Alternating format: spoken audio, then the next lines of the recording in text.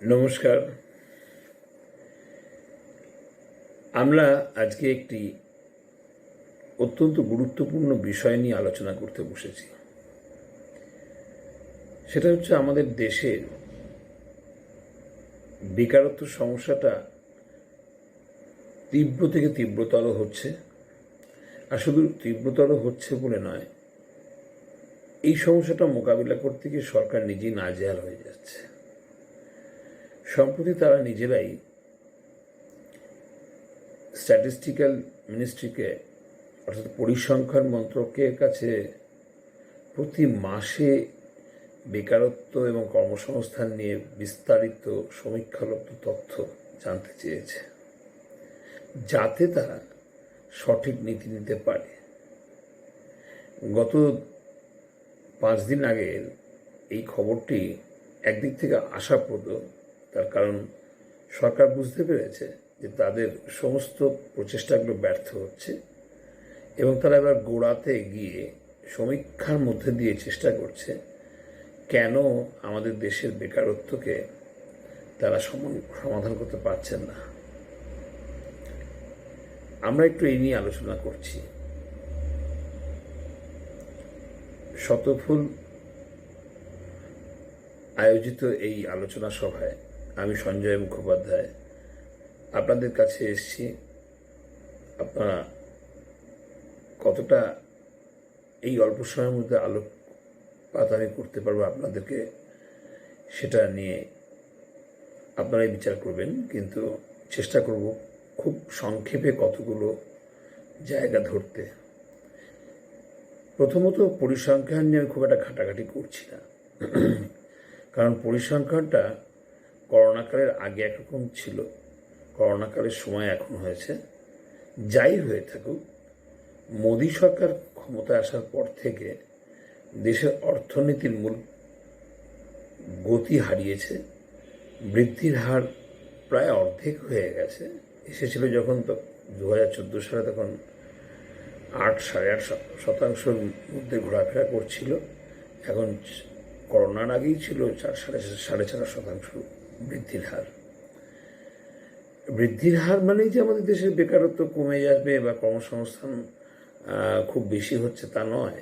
বৃদ্ধির হারের সঙ্গে বরং আগে যেটা বলা হতো যে 1% বৃদ্ধি মানেই আমাদের দেশে প্রচুর কর্মসংস্থান হবে, যে একটা সংখ্যাও দেখানো হতো, সেসব কার্যত কিছুই হয়নি। অতএব পরিসংখ্যানের মায়াজাল সৃষ্টি করে কিছু লাভ নেই, সেটা সরকারও বুঝতে পেরেছে এবং এখন আর কেউ সব বলছেন না। কারণ এমন অবস্থা হয়েছে যে এরপর আগামী 2024-এ এই বেকারত্ব সমস্যাটাই মোদির ফিরে আসার ক্ষেত্রে একটা বড় কাঁটা হয়ে দাঁড়াবে। কেন? সেই জায়গাটায় আসি। প্রথম কথা, নীতিগত ব্যর্থতা। একটি অর্থনীতিতে কিভাবে নিয়োগ করব তার প্রথম কতগুলো দিক আছে। কতগুলো কিভাবে বিনিয়োগ করব। বিনিয়োগের সঙ্গে নিয়োগটা এসে যায়, যে আমরা নিয়োগকে মাথায় রেখে বিনিয়োগ করব। তো প্রথম দিকে ভেবেছিল যে মেক ইন ইন্ডিয়া করে আমরা বিনিয়োগ করব এবং নিয়োগ হবে, কিন্তু সেটা ভীষণভাবে ব্যর্থ হয়েছে, কারণ নীতিগত ব্যর্থতা। আমাদের দেশের মূল কর্মসংস্থান হোক আর যে অর্থনীতির যে মূল বেসটা, সেটা কিন্তু মূলত বড় কর্পোরেট দ্বারা নির্ধারিত নয়। সেটা হচ্ছে মাঝারি এবং ক্ষুদ্র শিল্প যেগুলি আছে, তারাই কিন্তু সংখ্যাগরিষ্ঠ। তো এই জায়গাটায় দাঁড়িয়ে যদি তারাই শুকিয়ে যায়, তাহলে আর দেশের নতুন করে নিয়োগ করবে কে? দেশের নিয়োগের চিত্রটা যদি দেখা যায়, তাহলে 10 কোটি মানুষ খুব বেশি হলে, খুব বড় সংখ্যা দিক থেকে যেগুলো খুব বড় বড় কর্পোরেট, বেসরকারি দিক থেকে আর সরকারি কিছু নিয়োগ, এইসব মিলিয়ে। কিন্তু বাকি শতাংশ সেটা হচ্ছে অসংগঠিত ক্ষেত্র, আর মাঝে এই অসংগঠিত ক্ষেত্রের মতনই প্রায় ছোট বড় কিছু মাঝারি বড় নয়, বড় থেকে কম মাঝারি শিল্পগুলি। তো এই শিল্পগুলিকে চাঙ্গা যদি করতে পারতো তাহলে কিন্তু এটা হতে পারতো, কিন্তু এরা মূলত ঋণ সমস্যায় জর্জরিত। এদেরকে ঋণের রিস্ট্রাকচার করা দরকার, তাহলে এরা চাঙ্গা হতে পারতো। এদেরকে কিছু গভর্নমেন্ট সাপ্লাইজের সঙ্গে যুক্ত করে কিছু অর্ডার দেওয়া দরকার ছিল, তাহলে এরা অনেকটা এগোতে পারতো। এরা অনেকবার সরকারকে এগুলো জানিয়েছে। সরকারের মূল নীতিটাই হচ্ছে কর্পোরেট বান্ধব হয়ে ওঠা, এবং ব্যাংকের সমস্ত টাকাগুলো দিয়ে ওই কর্পোরেট, বিশেষত আরও বড় করে বলা যেতে পারে, বিজেপি সরকারের মূল লক্ষ্যটাই হচ্ছে একমাত্র একদিকে আদানি থাকুক, একদিকে আম্বানি থাকুক, এরকম দু একজন পেটুয়া নিজস্ব একটা পুঁজিকে সামনে নিয়ে দেশের অর্থনৈতিক কাঠামোটাকে পুরো ভেঙে চুড়ে ফেলে সম্পূর্ণ কর্পোরেট নিয়ন্ত্রিত এবং কর্পোরেট স্বার্থে পরিচালিত করে তোলা। ফলে কৃষি ব্যবস্থা থেকে শুরু করে ব্যাংকিং ব্যবস্থা থেকে শুরু করে সমস্ত পরিকাঠামো ক্ষেত্র এবং যে 8টি মূল ক্ষেত্র যার উপরে অর্থনীতি দাঁড়িয়ে থাকে, সেই সমস্ত ক্ষেত্রের প্রত্যেকটা জায়গায় সরকারি কর্মসংস্থানকে সংকুচিত করে সরকারের নীতিকে এমনই করা হচ্ছে যেন সরকারের ক্ষেত্রটাই বেসরকারি হাতে চলে যাক, এবং সরকারি সংস্থাগুলোর মূল মালিকানা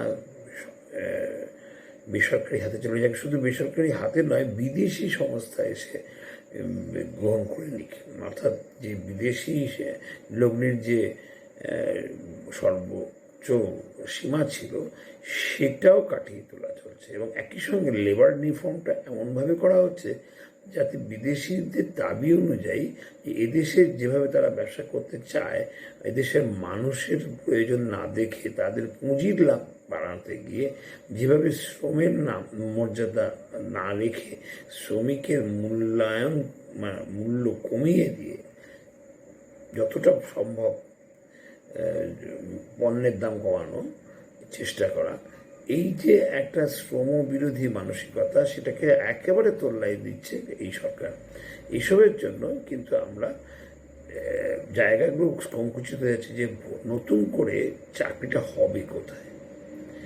সরকার যদি নিজেই চায় তার জায়গাটা ছেড়ে দিতে, তাহলে সরকারি ক্ষেত্রগুলোতে চাকরি হবে না।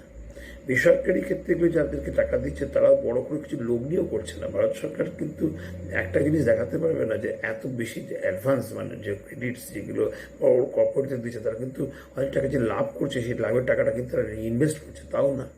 তাহলে যারা মোটামুটি কর্মসংস্থান অল্প হলেও কিছু দিতে পারছিল, তাদেরকেও বাঁচানোর জন্য নতুন করে ভালো করে ঋণ দিয়ে পুনর্জীবিত করা হলো না। এই হচ্ছে সমস্যা। এইগুলো নিয়ে আমি অনেক কিছু বলার আছে।